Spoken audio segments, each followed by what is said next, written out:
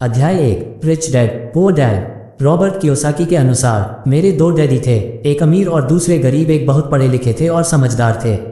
वे PhD थे और उन्होंने अपने 4 साल के अंडरग्रेजुएट कार्य को 2 साल से भी कम समय में कर लिया था।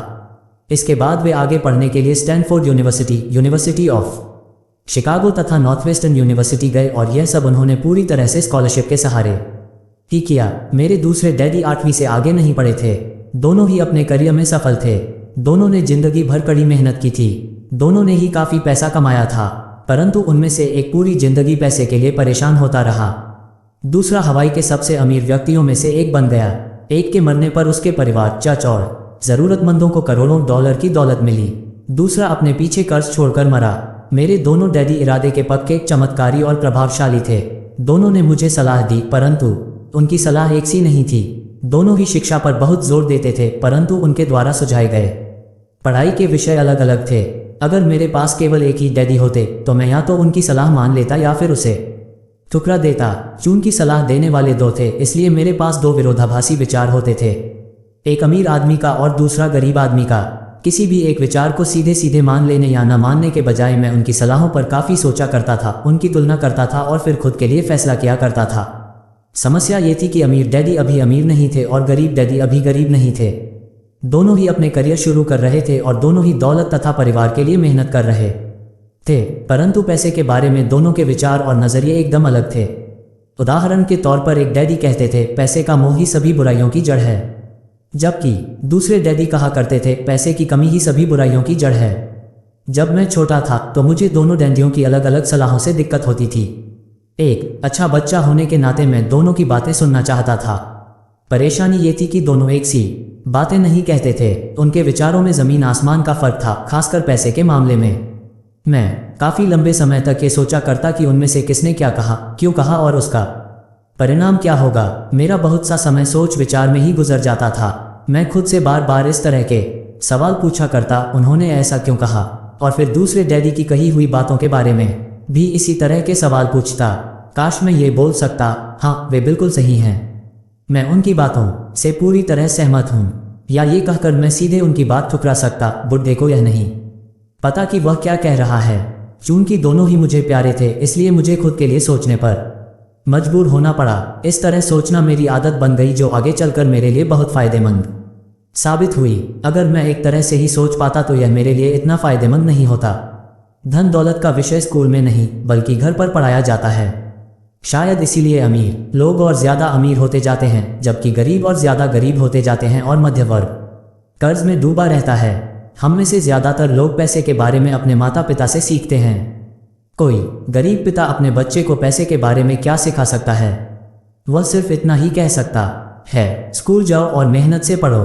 हो सकता है वह बच्चा अच्छे नंबरों से कॉलेज की पढ़ाई पूरी कर ले, फिर भी पैसे के मामले में उसकी मानसिकता और उसका सोचने का ढंग एक गरीब आदमी जैसा ही बना रहेगा। ये सब उसने तब सीखा था जब वह छोटा बच्चा था। धन का विषय स्कूलों में नहीं पढ़ाया जाता। स्कूलों में शैक्षणिक और व्यावसायिक निपुणताओं पर जोर दिया जाता है, न कि धन संबंधी निपुणता पर। इससे ये साफ हो जाता है कि जिन स्मार्ट बैंकर्स, डॉक्टर्स और अकाउंटेंट्स के स्कूल में अच्छे नंबर आते हैं, वे जिंदगी भर पैसे के लिए संघर्ष क्यों करते हैं। हमारे देश पर जो भारी कर्ज लदा हुआ है, वह काफ़ी हद तक उन उच्च शिक्षित राजनेताओं और सरकारी अधिकारियों के कारण है जो आर्थिक नीतियां बनाते हैं। और मज़े की बात यह है कि वे धन के बारे में बहुत कम जानते हैं। मैं अक्सर नई सदी में आने वाली समस्याओं के बारे में सोचता हूँ। तब क्या होगा जब हमारे पास ऐसे करोड़ों लोग होंगे जिन्हें आर्थिक और चिकित्सकीय मदद की ज़रूरत होगी।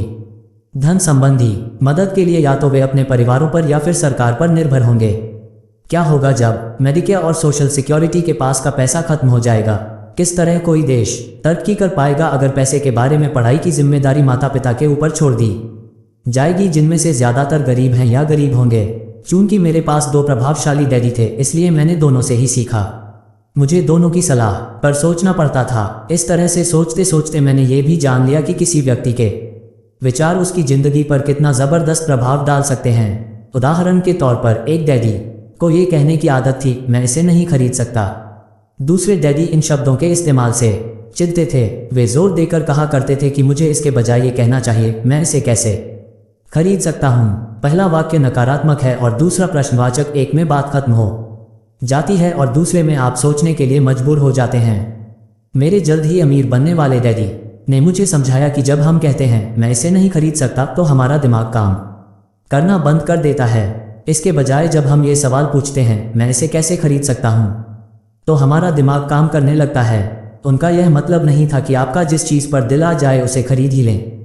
वे लगभग दीवानगी की हद तक अपने दिमाग को कसरत करवाना चाहते थे, क्योंकि उनके ख्याल से दिमाग दुनिया का सबसे ताकतवर कंप्यूटर है। मेरा दिमाग हर रोज़ तेज़ होता जाता है क्योंकि मैं इसकी कसरत करता रहता हूँ। ये जितना तेज़ होता जाता है मैं इसकी मदद से उतना ही ज़्यादा पैसा कमा सकता हूँ।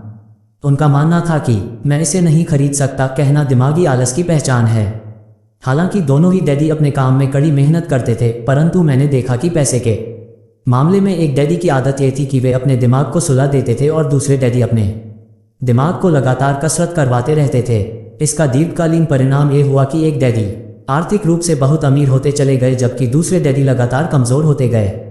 इसे इस तरह से समझें कि एक व्यक्ति हर रोज़ कसरत करने के लिए जिम जाता है, जबकि दूसरा व्यक्ति अपने सोफे पर बैठकर टीवी देखता रहता है। शरीर की सही कसरत से आप ज़्यादा तंदुरुस्त हो सकते हैं और दिमाग की सही कसरत से आप ज़्यादा अमीर हो सकते हैं। आलस्य से स्वास्थ्य और धन दोनों का नुकसान होता है। मेरे दोनों डैडियों की विचारधारा में ज़मीन आसमान का अंतर था। एक डैडी की सोच थी कि अमीरों को ज़्यादा टैक्स देना चाहिए ताकि बेचारे गरीबों को ज़्यादा फायदा मिल सके, जबकि दूसरे डैडी कहते थे टैक्स उन लोगों को सजा देता है जो उत्पादन करते हैं और उन लोगों को इनाम देता है जो उत्पादन नहीं करते। उद्धरण चिन्ह। एक डैडी सिखाते थे मेहनत से पढ़ो ताकि तुम्हें किसी अच्छी कंपनी में नौकरी मिल जाए, जबकि दूसरे डैडी की सीख ये थी मेहनत से पढ़ो ताकि तुम्हें किसी अच्छी कंपनी को खरीदने का मौका मिल जाए। एक डैडी कहते थे मैं इसलिए अमीर नहीं हूँ क्योंकि मुझे बाल बच्चों को पालना पड़ता है। दूसरे डैडी कहते थे मुझे इसलिए अमीर बनना है क्योंकि मुझे बाल बच्चों को पालना है। एक डैडी डिनर की टेबल पर पैसे और बिजनेस के बारे में बात करने के लिए हमेशा प्रोत्साहित करते थे। दूसरे डैडी भोजन करते समय पैसे की बातें करने के लिए मना करते थे। एक का कहना था जहां पैसे का सवाल हो सुरक्षित कदम उठाओ, खतरा मत उठाओ। दूसरे का कहना था खतरों का सामना करना सीखो। एक का मानना था हमारा घर ही हमारा सबसे बड़ा निवेश और हमारी सबसे बड़ी संपत्ति है। दूसरे का मानना था मेरा घर मेरा दायित्व है और अगर आपका घर आपकी नज़र में आपका सबसे बड़ा निवेश है तो आप गलत हैं। दोनों ही डैडी अपने बिल समय पर चुकाते थे, परंतु उनमें से एक सबसे पहले अपने बिल चुकाता था जबकि दूसरा सबसे आखिर में। एक डैडी का यह मानना था कि कंपनी या सरकार को आपका ध्यान रखना चाहिए और आपकी ज़रूरतों को पूरा करना चाहिए। वे हमेशा तनख्वाह में बढ़ोतरी, रिटायरमेंट योजनाओं, मेडिकल लाभ, बीमारी की छुट्टी, छुट्टियों के दिन और बाकी सुविधाओं के बारे में चिंतित रहते थे। वे अपने दो चाचाओं से बहुत प्रभावित थे जो सेना में चले गए थे और 20 साल के सक्रिय जीवन के बाद उन्होंने अपने रिटायरमेंट और जीवन भर के आराम का इंतजाम कर लिया था।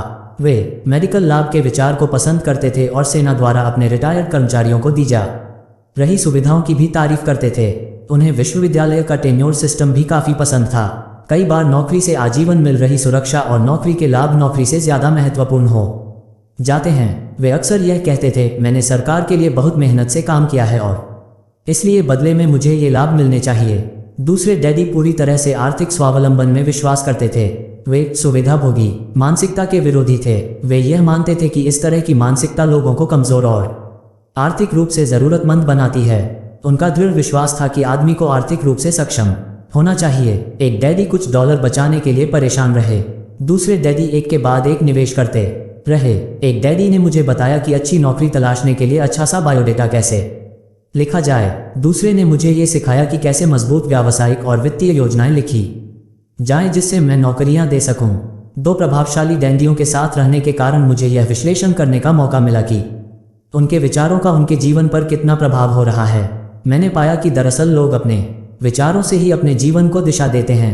उदाहरण के तौर पर मेरे गरीब डैडी हमेशा कहा करते थे मैं कभी अमीर नहीं बन पाऊंगा और उनकी यह भविष्यवाणी सही साबित हुई।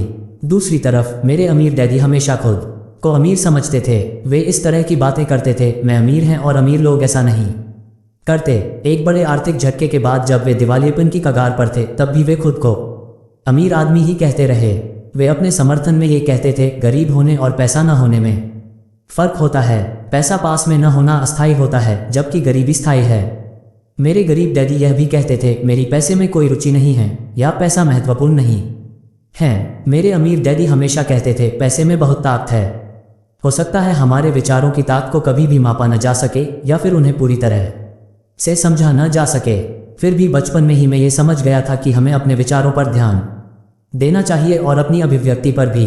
मैंने देखा कि मेरे गरीब डैडी इसलिए गरीब नहीं थे क्योंकि वे कम कमाते थे, बल्कि इसलिए गरीब थे क्योंकि उनके विचार और काम गरीबों की तरह थे। दो डैडी होने के कारण बचपन से ही मैं इस बारे में बहुत सावधान हो चला था कि मैं किस तरह की विचारधारा अपनाऊं। मैं किसकी बात मानूं, अपने अमीर डैडी की या अपने गरीब डैडी की। हालांकि दोनों ही शिक्षा और ज्ञान को बहुत महत्वपूर्ण मानते थे, परंतु क्या सीखा जाए इस बारे में दोनों की राय अलग अलग थी। एक चाहते थे कि मैं पढ़ाई में कड़ी मेहनत करूं, डिग्री लूं और पैसे कमाने के लिए अच्छी सी नौकरी ढूंढ लूं। वे चाहते थे कि मैं एक पेशेवर अधिकारी, वकील या अकाउंटेंट बन जाऊं या MBA कर लूं। दूसरे डैडी मुझे प्रोत्साहित करते थे कि मैं अमीर बनने का रहस्य सीख लूं, ये समझ लूं कि पैसा किस तरह काम करता है और यह जान लूं कि इससे अपने लिए कैसे काम लिया जाता है। मैं पैसे के लिए काम नहीं करता। इन शब्दों को वे बार बार दोहराया करते थे, पैसा मेरे लिए काम करता है।